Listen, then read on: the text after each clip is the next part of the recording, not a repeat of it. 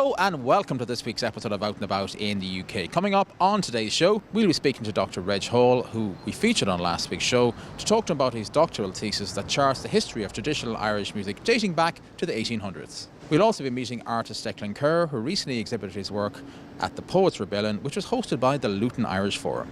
But first, we're off to Uileann in South London to meet some of the members of the London Uileann Pipers Club.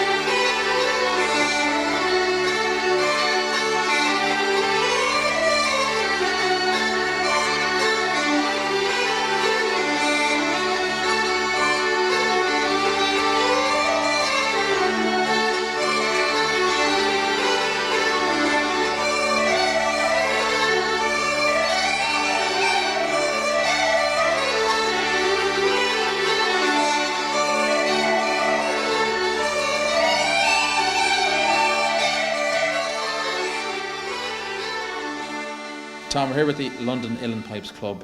Tell us how it all got started.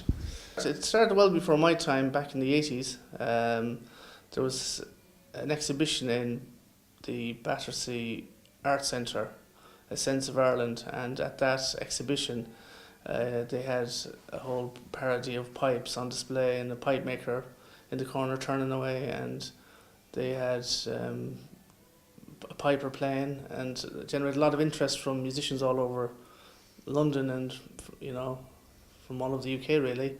So what happened was, people who were, you know, didn't previously meet, this is long before the internet and all that, they managed to connect, and there was conversations had and tunes had, and they decided, the pipers that were there decided that they'd meet up on a regular basis. So from that, Tommy McCarthy, who's a big name in music at the time, he was approached, and he managed to source the Camden Irish Centre as a base, and from there took off in the 80s, 1980, and it's been going ever since.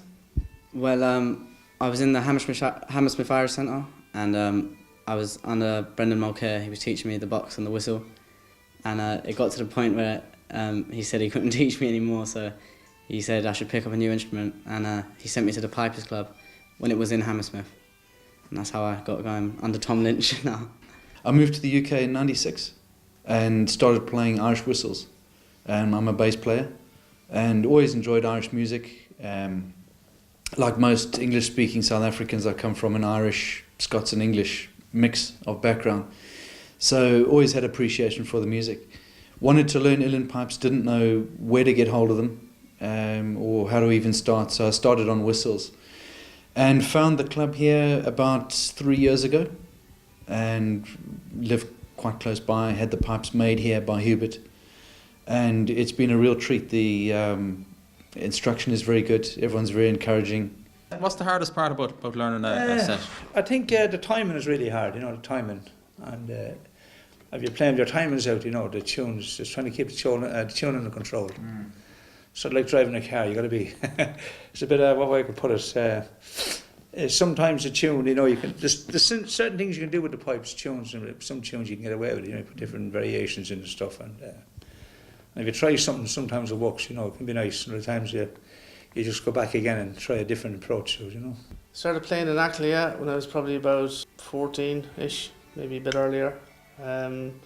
Playing, you know, the whistle and bits and pieces before that. I was lucky to have my school teacher. He gave us a great ground in, you know, music, launch pad, and then took up the pipes in my early teens. And you're still learning how long you're playing, like, you know, the beauty of the pipes or any instrument, you can be playing on it for years, and you get, you know, maybe a couple of kids walking to play tunes you never heard before. It's nice, you know, so you never learn enough really. It's a beautiful instrument, always wanted to play it, and in fact '96 was the first time I saw them played live, It was on river dance, and it's taken almost 20 years to actually get a set myself. You recently had a lot of some success back in Sligo in August just gone. Yeah, I came second in the Uileann, and it was a shock. I couldn't believe it. I've been playing the pipes for 5-6 years now, but I came into the club knowing tunes. I just needed to transfer the finger in. So Tom, if people watching tonight want to find out more information or even get involved in the club or get some lessons, is there a website? There is. It's www.uileannpipersclublondon.co.uk, or if you just Google London Uileann Pipes, it should come up. Many thanks there to Tom Lynch and all the members of the London Uileann Pipers Club for making us feel so welcome when we called to them a few weeks ago. Next we're off to Luton to meet artist Declan Kerr, who recently exhibited his work at a 1916 commemoration at Poets' Rebellion.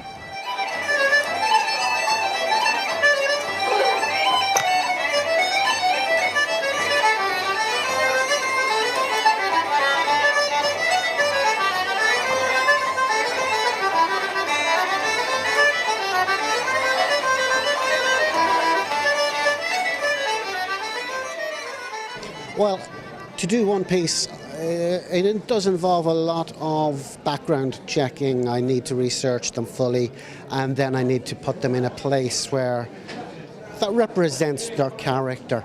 I did a lot of work on Plunkett, the theatre work that he did. The one with MacDonagh is fairly pastoral because he was a poet.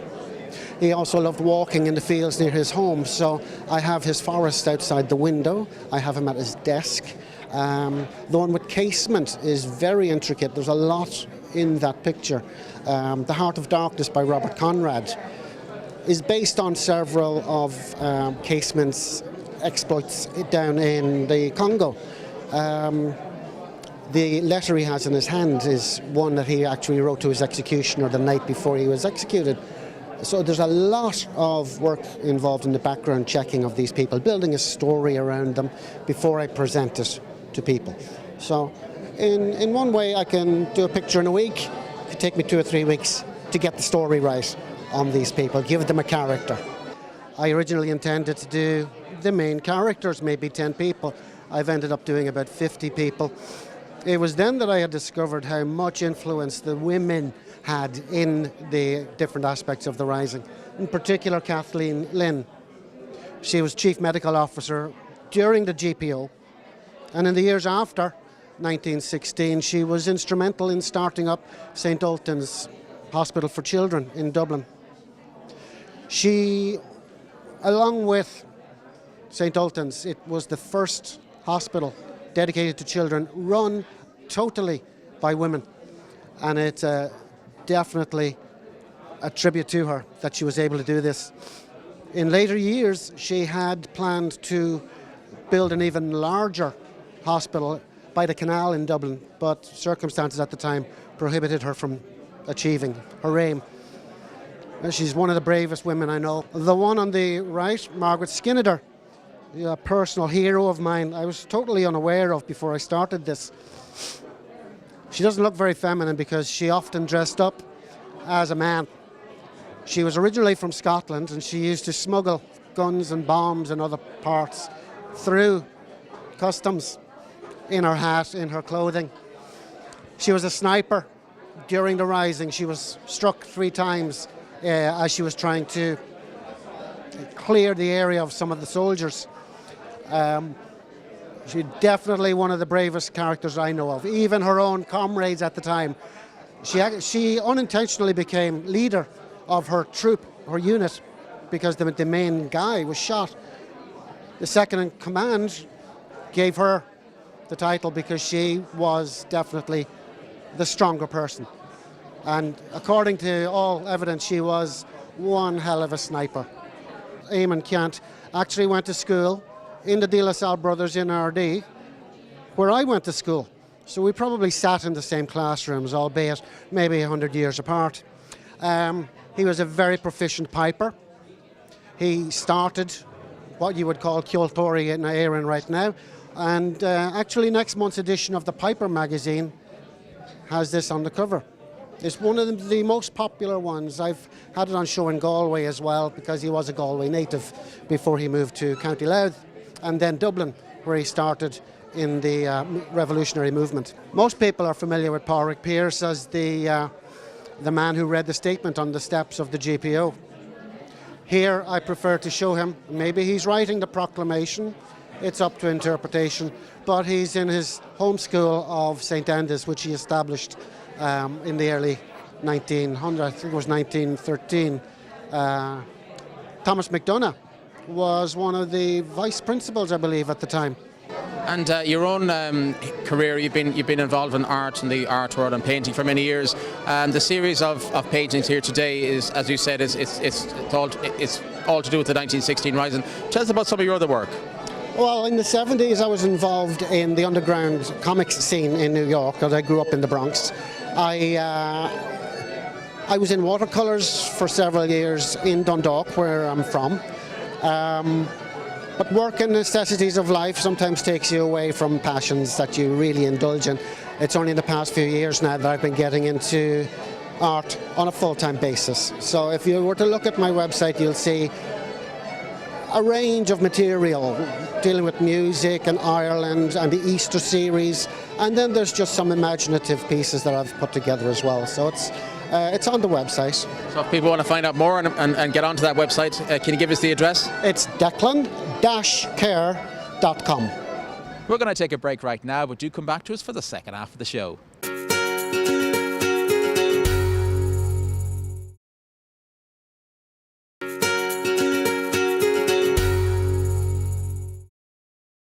You're very welcome back to the show. Last week we featured Dr Reg Hall at the launch of his CD collection. Reg is a central figure in the traditional Irish music scene here in London, dating back as far as the 1950s. Also a musical historian, his doctoral thesis explores the roots of traditional Irish music here in London, going back as far as the Edwardian era.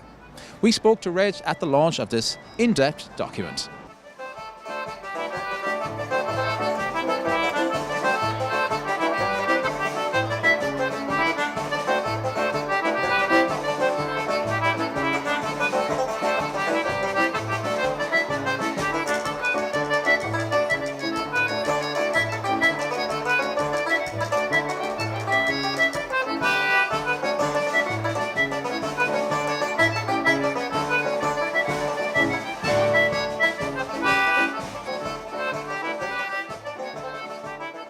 But it was very important to me that this sort of story of these musicians from the 50s right the way through, say, to the 70s and the 80s, their story had to be told.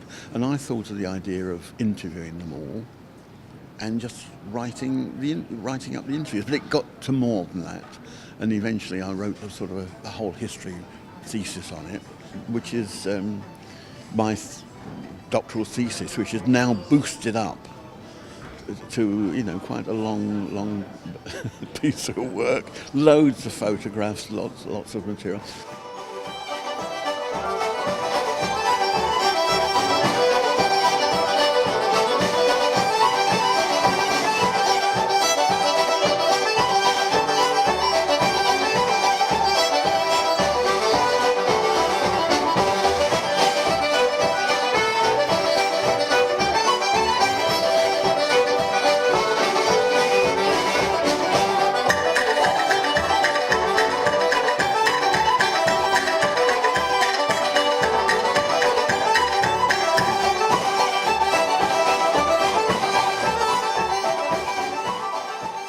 I suppose when I was a kid, we used to go to the pictures and you'd see in films a hillbilly fiddle player or a Scotch fellow playing the pipes. I remember seeing the pipes on the street and thinking it was wonderful. So when, I suppose in 1952, the BBC started playing recordings of traditional music, English, Irish and Scottish, I was knocked out by it really. And subsequently I learned of Michael Gorman and Margaret Barry, and I actually met them very early on, about 1955, 56. And I could play a bit on the melodeon. And I bumped into Michael Gorman. I was playing for some dancers, sort of practice in Islington, I think it was. And he also played for them on occasion, and that was more or less how we came together. And he heard me playing Haste the Wedding, and asked me if I'd play the next Thursday at some do in the East Ham Town Hall, and it was a Labour Party social. And these dancers were going to do the floor show, and Michael Gorman was going to play the music. And he asked would I join in with him. But what I didn't know was that the rest of the band were Willie Clancy, Margaret Barry, and Martin Burns. So I started at the top, and I've slid down gradually. I was about 21, 22 at the time. And I've never sort of lost my interest in Irish music since then.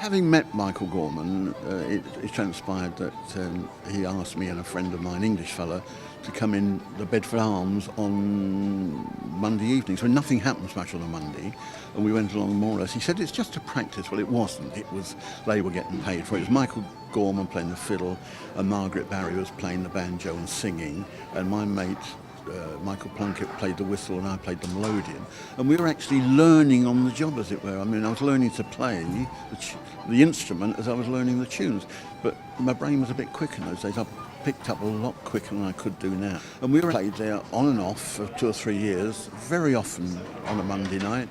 All sorts of people came in to play. Martin Burns came in, Seamus Ennis came in, Joe Ryan came in, a fiddle player called Johnny Dorian came in. All these fellows just sit in with us.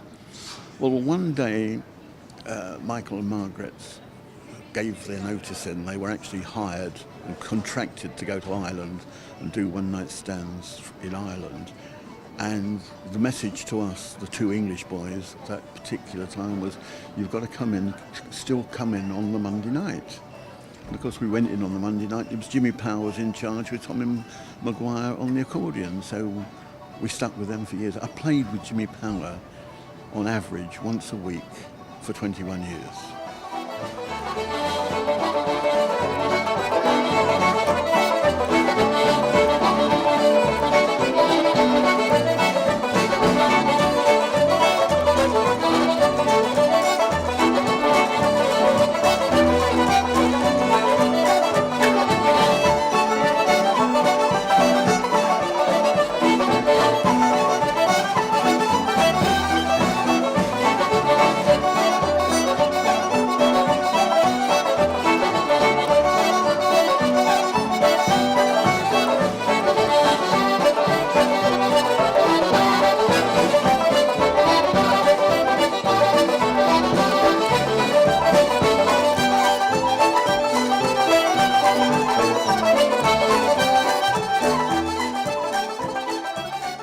I've been doing a radio show on Resonance 104.4 FM for about 10 years, I think a little longer than that. It goes out every Thursday at 2 o'clock.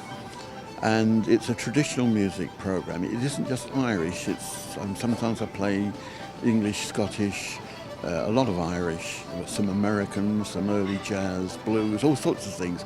There's a lot of Irish on it, and I just do it off the top of my head with loads and loads of recordings that I've got. There's a lovely story Paddy Coyne told me. Now, Paddy Coyne was a Connemara accordion player.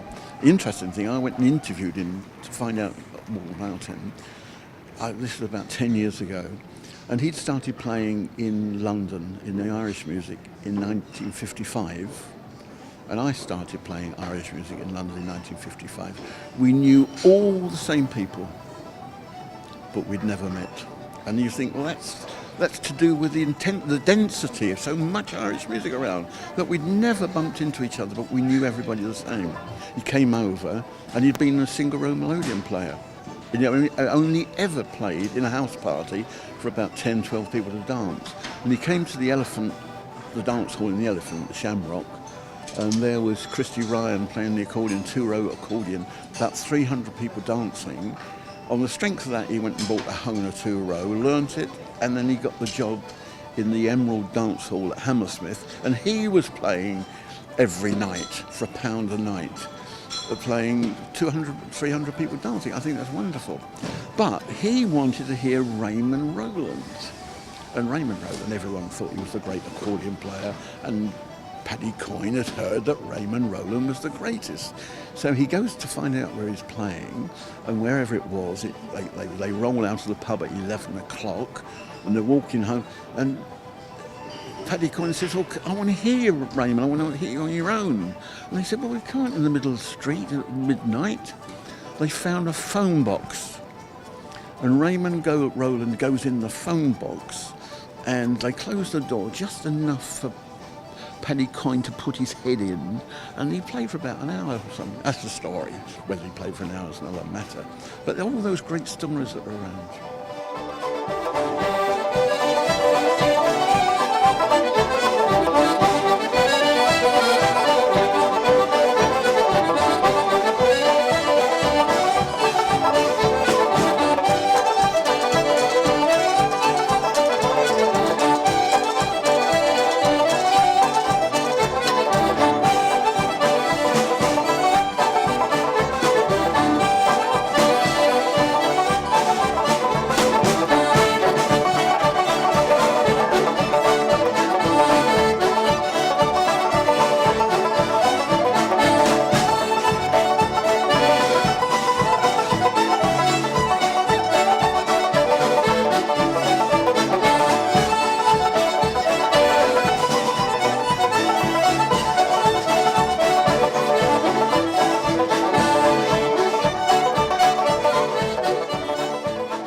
I've unearthed Irish music in London in the 18th century, the 19th century, Edwardian times, the 20th and the 30s, and it's surprising what the amount of material that is actually documented.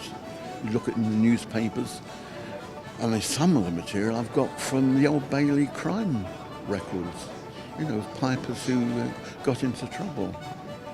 If you want to look at the book and read the book, it's free access on the Top Hit Record website. Well, many thanks there to Dr Reg Hall for taking the time out to speak to us at the launch of his doctoral thesis.